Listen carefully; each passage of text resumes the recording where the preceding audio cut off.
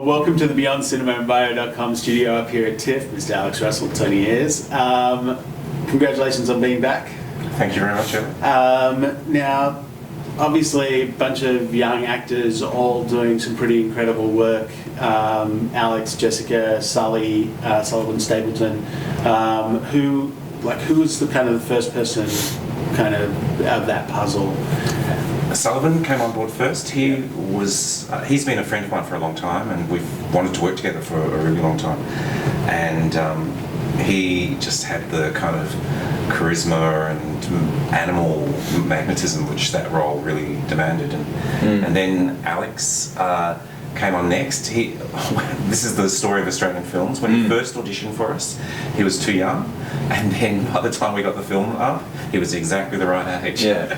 Good. So So that, and I was glad for that. Yeah, and I've been a fan of Alex's since I saw Chronicle. Yeah. And that was a very happy kind of combination. And then finally, Jess DeGale came on, and she just did a stunning audition, and she's a beautiful actress, and I think that Jess and Alex had a great on-screen chemistry, which was the key. And why 1970s?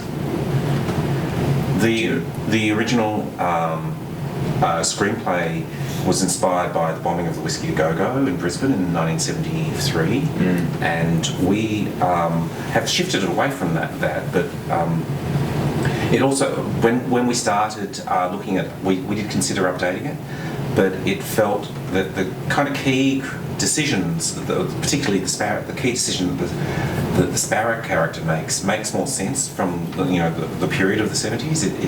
And so it felt like it would be a different film if we'd said it now. Yeah. And how was it for you, Alex, going kind of back in time?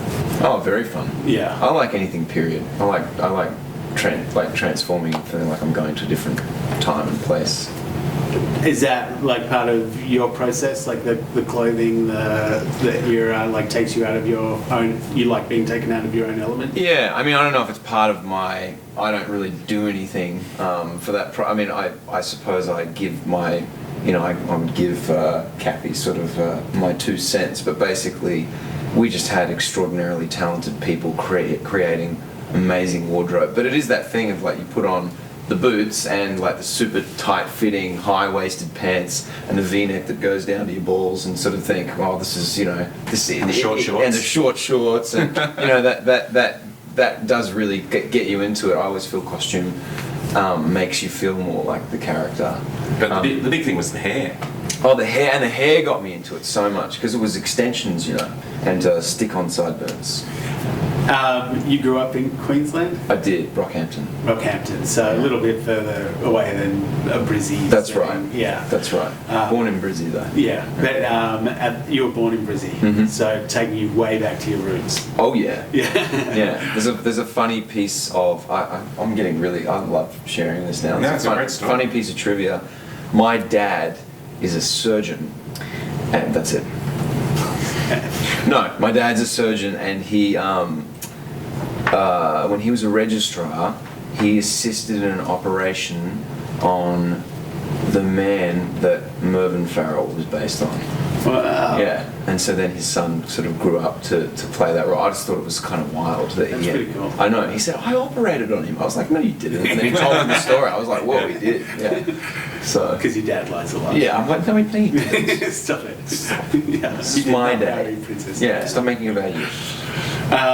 What was it about Chronicle? Because it really did kind of launch quite a few, everyone, like Michael B. Jordan, also kind of blew up after that, and then got Fruitvale, and his whole career is kind of changing as well. Yeah, and Danes. But Chronicle was one of those films that was kind of a quiet surprise.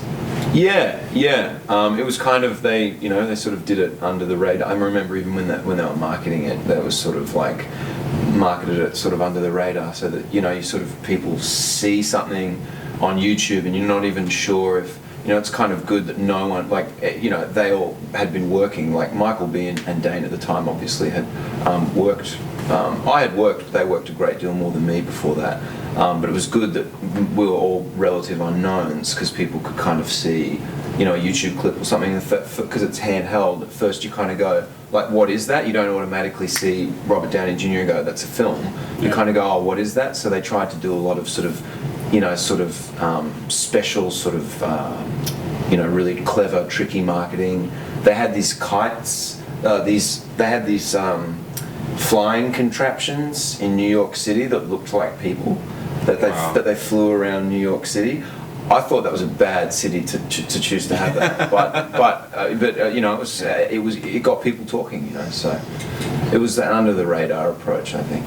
Tony, I mean, you've got docs in your background as well, documentary films. Yeah. So what do you feel like that was just a stepping stone to narrative, or did it actually teach you something?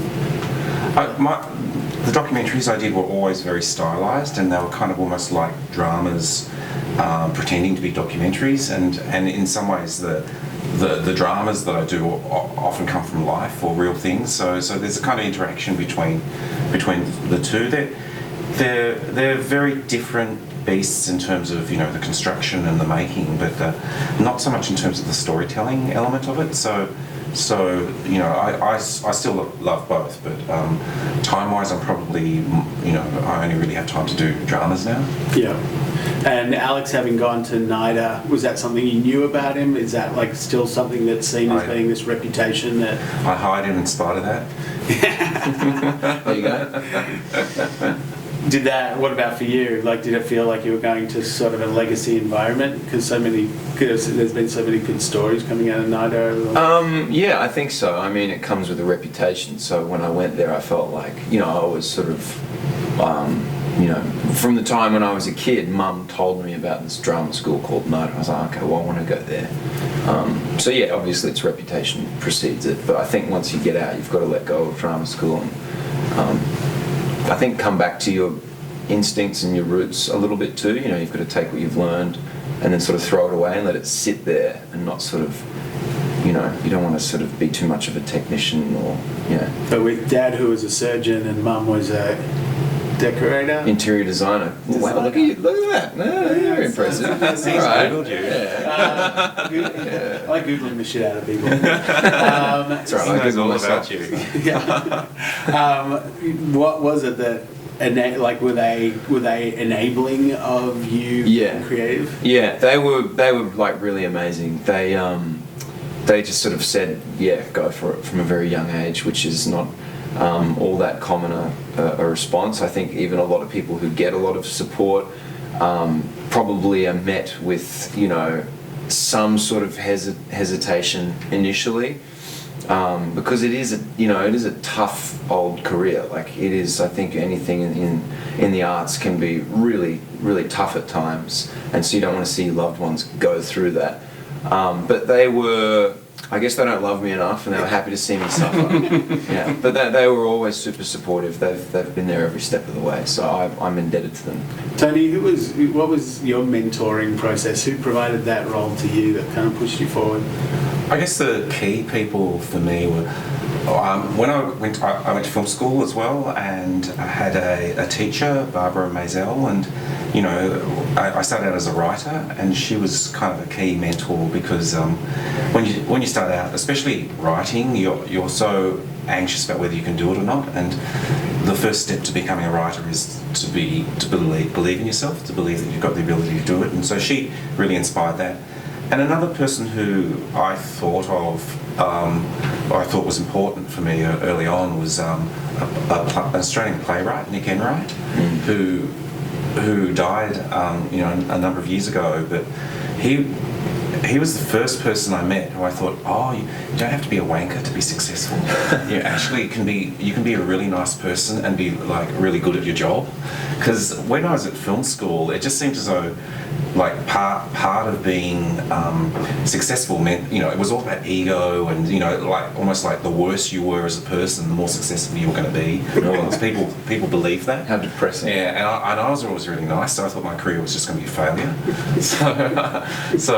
So Nick actually sort of taught me that there are other ways of working. And Yeah, right. So nice guys can finish first. They can finish somewhere.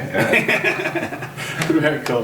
Well, They finished third, actually. Third, there you I go. can tell you that. they're, on I the, know po- that. they're on the podium. Yeah, People can see yeah, them. you're always third.